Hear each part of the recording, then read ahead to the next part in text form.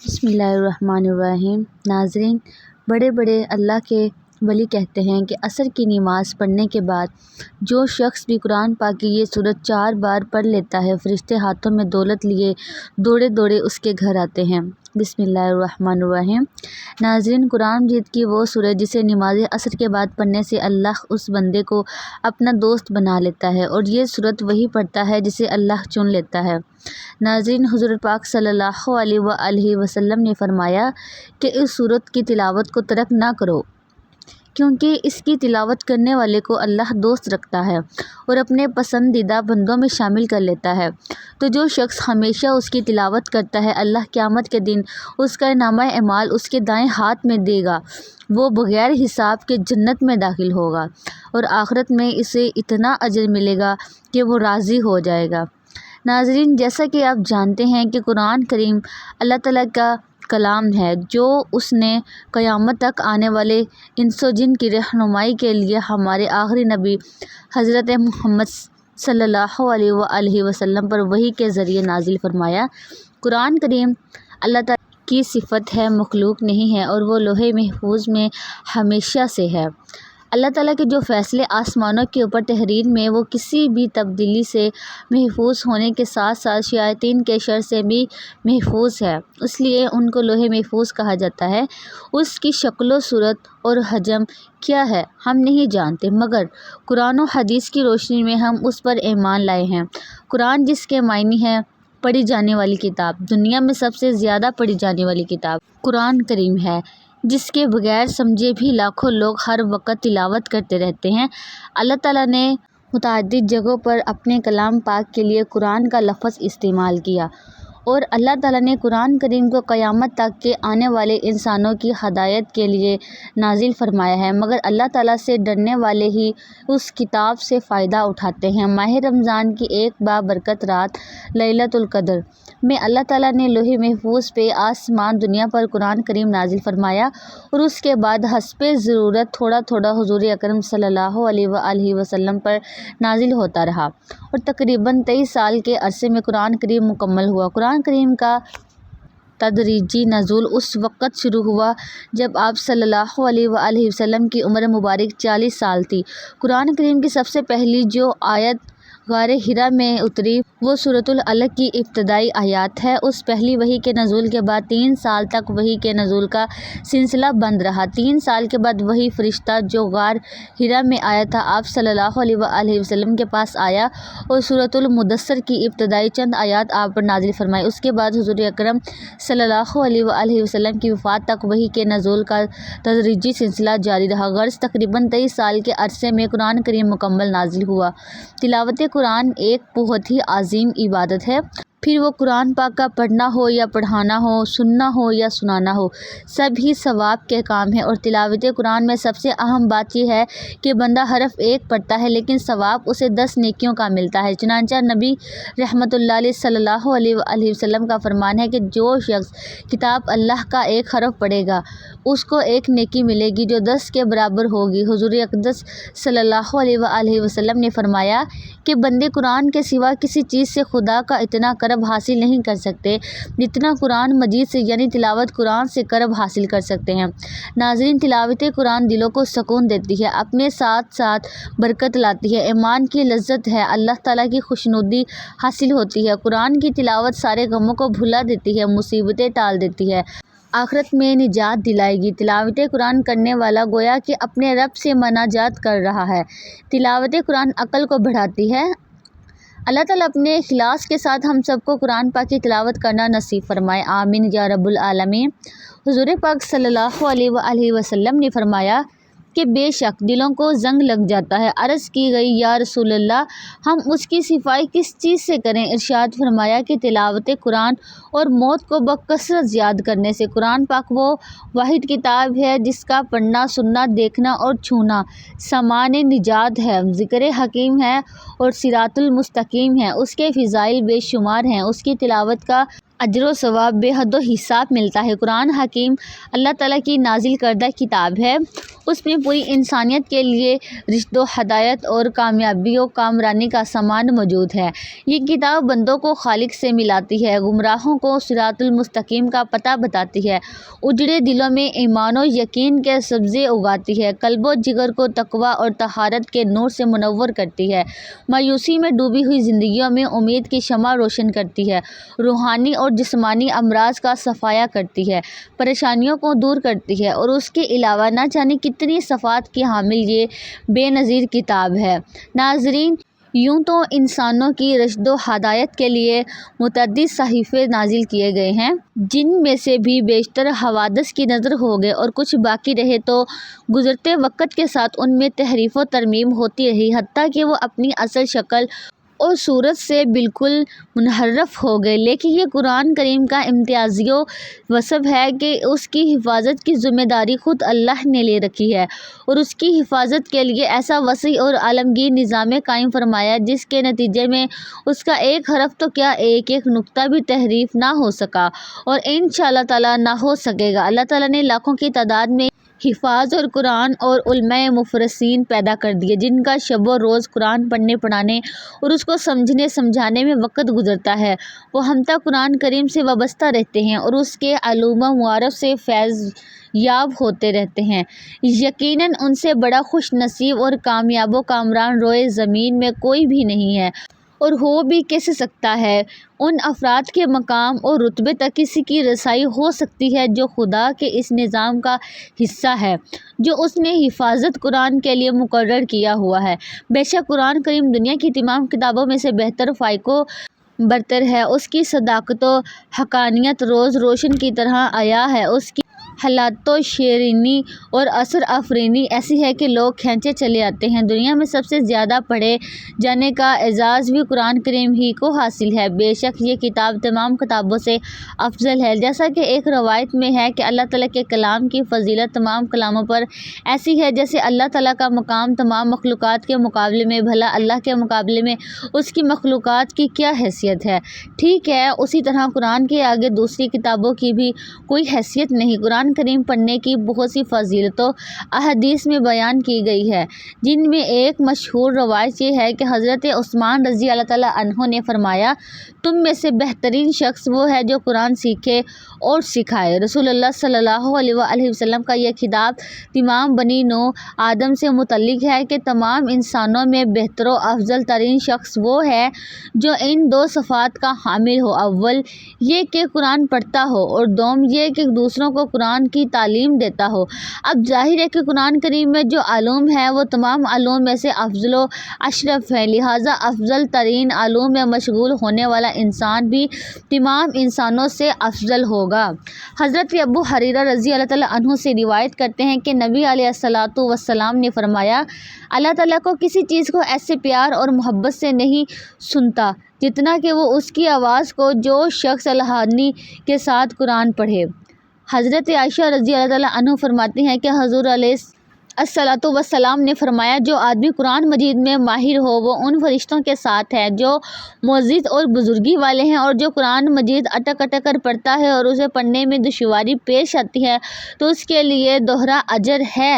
نبی علیہ الصلوۃ والسلام کا فرمان ہے کہ آسمانوں اور زمین کو پیدا کرنے سے 1000 سال پہلے اللہ تعالیٰ نے ان سورتوں کی تلاوت کی، اور جب فرشتوں نے تلاوت سنی تو کہنے لگے، خوش نصیب ہے وہ امت جس پر یہ قرآن اتارا جائے گا، اور خوشحالی ان دلوں کے لیے جو اس کو پڑھیں گے اور اسے یاد کریں گے، اور خوشحالی ان زبانوں کے لیے جو اس کی تلاوت کریں گے۔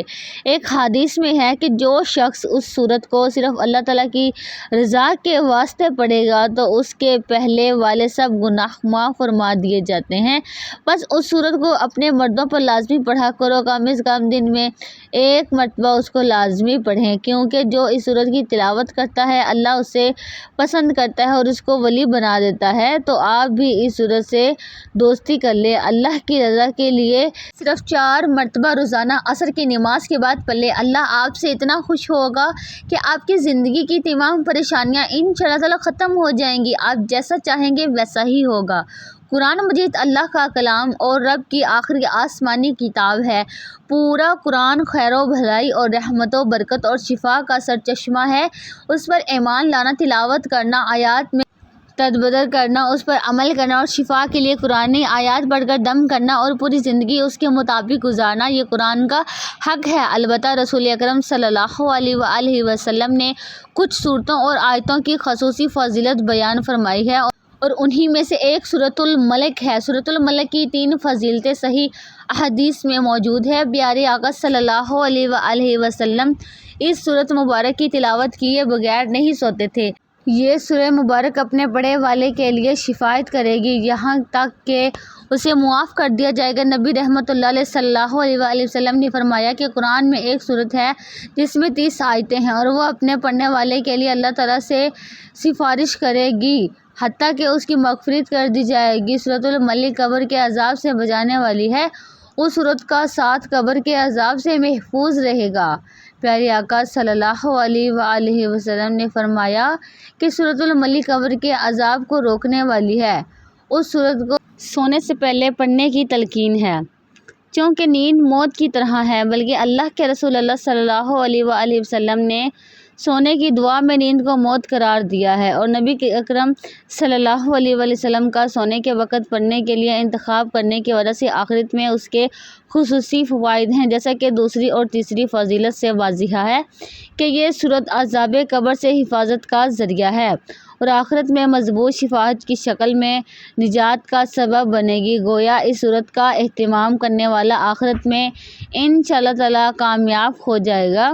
ناظرین، سورۃ الملک کی فضیلت کا تقاضا ہے کہ ہم اس سورت مبارک کو پڑھنے کا اہتمام کریں اور نماز عصر کے بعد پڑھنے سے اس کی فضیلت اور بھی زیادہ ہے، جیسا کہ پیارے آقا صلی اللہ علیہ وآلہ وسلم کا معمول تھا۔ اس سورت کی اہمیت کا راز کیا ہے؟ یہ قابل غور پہلو ہے۔ جب ہم اس سورت کی آیات پر غور کرتے ہیں تو ہمیں پتہ چلتا ہے کہ یہ سورت رب العالمین کی عظمت، بادشاہت، قدرت اور ربوبیت کی تعلیم پر مشتمل ہے۔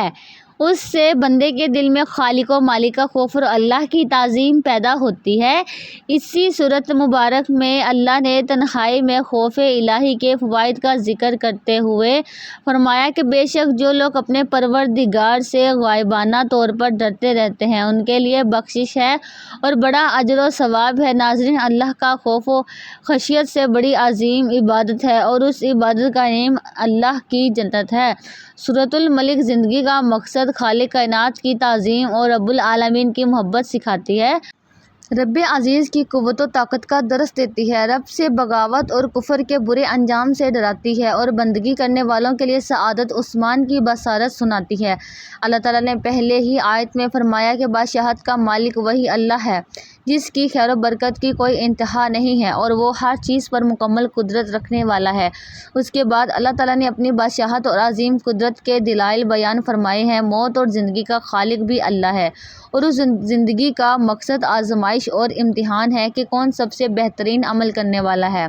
ساتھ بلند و بالا عالیشان آسمان جس میں کوئی شگاف اور خلل نہیں ہے اسی ایک اللہ نے بنایا ہے۔ قیامت واقع ہونے والی ہے اور اللہ نے شیاطین اور کفار کے لیے خوفناک جہنم تیار کر رکھی ہے اور پرہیزگاروں کے لیے جنت تیار کر رکھی ہے۔ زمین کی تخلیق، چلنے کے لیے ہموار راستے، رزق کی فراوانی اور زمین کی نرمی اللہ کی قدرت کی دلیل ہے۔ پرندے جو فضا میں پرواز کر رہے ہیں اور اپنے پروں کو پھیلاتے ہیں اور سمیٹتے ہیں، یہ اسی رب العالمین کی قدرت ہے کہ وہ فضا میں باقی رہتے ہیں۔ انسانوں کو رب نے پیدا فرمایا، کان، آنکھیں، دل عطا فرمایا، روزی کا بندوبست فرمایا۔ یہ رب کی بادشاہت اور قدرت و رحمت کی دلیل ہے۔ قیامت کا آنا یقینی ہے لیکن اس کا علم صرف اور صرف اللہ کو ہے۔ اس سورہ مبارک کی آخری آیت نمبر 30 میں فرمایا کہ پانی جس پر تمہاری زندگی کا مدار ہے وہ بھی رب کی رحمت کی وجہ سے بآسانی مل جاتا ہے، ورنہ وہ چاہے تو پانی اتنی گہرائی میں کر دے کہ تم اسے کسی بھی صورت حاصل نہ کر سکو۔ جس اللہ کی یہ شان ہے کہ تم اپنی زندگی کی ہر ضرورت میں اس کے محتاج ہو، اس اللہ سے بغاوت کرنا کتنا کتنا بڑا جرم ہوگا۔ شرک کرنا اور اللہ کی آیتوں کا انکار کرنا بلکہ اللہ کے رسولوں کو جھوٹا اور گمراہ قرار دینا کتنی جرأت اور دیدہ دلیری اور ہٹ دھرمی کی بات ہے۔ کیا سمجھدار اور انصاف پسند انسان ایسا کر سکتا ہے؟ بالکل نہیں کر سکتا۔ دراصل تکبر اور غرور اور دنیا کی محبت، نفس پرستی، من پسند زندگی کی محبت انسان کو اندھا بہرا کر دیتی ہے۔ اسی لیے اللہ نے شیاطین اور اس کی راہ پر چلنے والے کفار اور اسلام کے دشمنوں کے لیے جہنم کی شدید وعید سنائی ہے، اور واقعی ایسا انسان سچ مچ اندھا بصیرت سے محروم ہے۔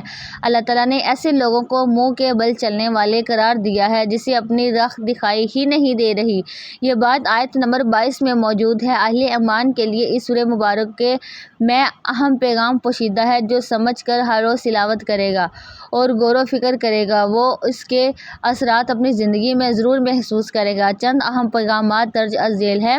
برکت یعنی خیر میں اضافہ اور دوم ہمیشگی رب کی طرف سے ہے۔ نعمتوں میں برکت ڈالنا صرف رب کا کام ہے، لہٰذا برکت کے حصول کے لیے صرف رب العالمین سے رجوع کرنا چاہیے۔ زمین و آسمان کا خالق و مالک اور مدبر اللہ تعالیٰ ہے، وہ شہنشاہ ہے، اس لیے اس سے محبت کرنا اور اس سے ڈرنا ہی سمجھداری اور سعادت مندی ہے۔ زندگی کا مقدر رب سے ڈرنا ایک عظیم عبادت ہے۔ دنیاوی امور کرنا تنہائی میں رب سے ڈرنا ایک عظیم عبادت ہے جس پر مغفرت اور بڑے اجر کا وعدہ کیا گیا ہے۔ دنیاوی امر اور دوسری چیزوں میں مشغول ہو کر آخرت کو فراموش نہیں کرنا چاہیے، کیونکہ دنیا زوال پذیر ہے، تمام اور ہمیشگی صرف آخرت کے لیے ہے۔ کائنات میں موجود آیات الہی مثلاً آسمان و زمین، سورج، چاند، مختلف قسم کے پھل پھول، اناج، پیڑ اور پودے وغیرہ پر غور و فکر کرنا چاہیے تاکہ رب کی تعظیم پیدا ہو، کیونکہ مخلوق کی عظمت خالق کی عظمت کی دلیل ہے۔ صراط المستقیم یعنی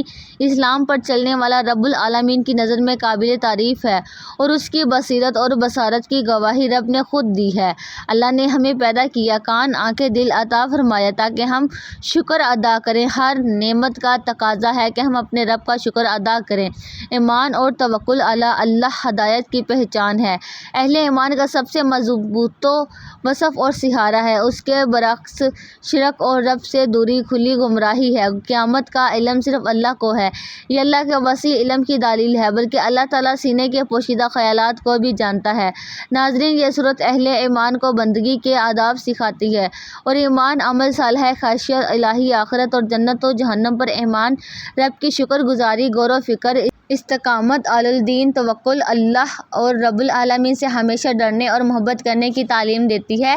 اللہ تعالیٰ ہمیں اس سورہ مبارک کی تلاوت کرنے کی توفیق عطا فرمائے، آمین۔ ناظرین، دنیا میں عمومی طور پر انسان مالی پریشانیوں میں جکڑا رہتا ہے، لیکن اس کا حل بھی قرآن مجید میں موجود ہے۔ سورۃ الملک کی تلاوت کرنے سے نہ صرف آپ کے رزق میں کشادگی ہوتی ہے بلکہ قرضوں سے بھی نجات مل جاتی ہے۔ اسی طرح اور بھی کچھ فوائد ہیں۔ 1. رزق کی فراخی کے لیے ہر روز نماز کے بعد 3 یا 4 بار سورۃ الملک پڑھیں۔ اول آخر 11 مرتبہ درود پاک پڑھیں۔ ہر روز عصر کی نماز کے بعد یہ وظیفہ بلا ناغہ پڑھنے کا معمول بنا لیا جائے تو رب کے فضل و کرم سے کبھی رزق میں کمی واقع نہ ہوگی اور اللہ تعالیٰ کے پسندیدہ بندوں میں آپ شمار ہو جائیں گے۔ اللہ تعالیٰ آپ کو اپنا دوست بنا لے گا۔ 2. غربت، تنگ دستی اور افلاس دور کرنے کے لیے ہر جمعے کو نماز عشاء پڑھ کر مصلی پر بیٹھیے اور اول و آخر 11 بار درود پاک پڑھیں۔ درمیان میں 3 مرتبہ سورۃ الملک پڑھیں، پھر رب تعالیٰ سے دعا مانگیں اور کسی سے بات چیت نہ کریں۔ حق تعالیٰ نے چاہا تو چند ہی دنوں میں اس پر خدا کا بے انتہا انعام و کرم ہو جائے گا۔ 3. دکان کاروبار میں برکت کے لیے باوضو حالت میں اول آخر 11 بار درود پاک پڑھیں اور پھر 7 مرتبہ سورۃ الملک پڑھ کر اپنی دکان کے مال پر دم کریں۔ اللہ نے چاہا تو دکان خوب چلے گی اور اوفر مقدار میں دکان پر آئیں گے۔ 4.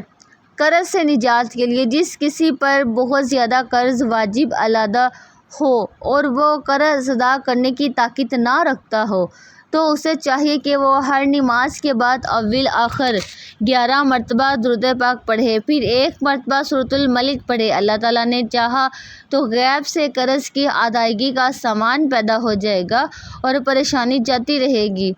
نمبر 5. جو شخص غربت اور افلاس کا شکار ہو اسے چاہیے کہ وہ ہر روز نماز فجر کے بعد 1 مرتبہ سورۃ الملک پڑھیں پردہ غیب سے ایسا سامان پیدا ہوگا کہ اس کی مالی پریشانی خوشحالی میں بدل جائے گی، گھر کے حالات ٹھیک ہو جائیں گے، مال و دولت کی ریل پیل ہو جائے گی، لیکن اس مقصد کے لیے بلا ناغہ سورۃ الملک کا ورد کرنا ہی مطلوبہ مقصد کو پورا کرتا ہے۔ دعا ہے کہ رب کریم میرا سنانا اور آپ کا سننا اپنی پاک بارگاہ الہی میں قبول و منظور فرمائے، آمین ثم آمین۔ ناظرین، گزارش ہے کہ اپنے رزق میں برکت اور وسعت کے لیے اللہ تعالیٰ کے 99 ناموں میں سے کوئی ایک نام کمنٹ میں ضرور لکھیے گا، شیئر کریے گا۔ اللہ تعالیٰ ہم سب کا حامی و ناصر ہو۔ جزاک اللہ خیر۔ السلام علیکم ورحمۃ اللہ وبرکاتہ۔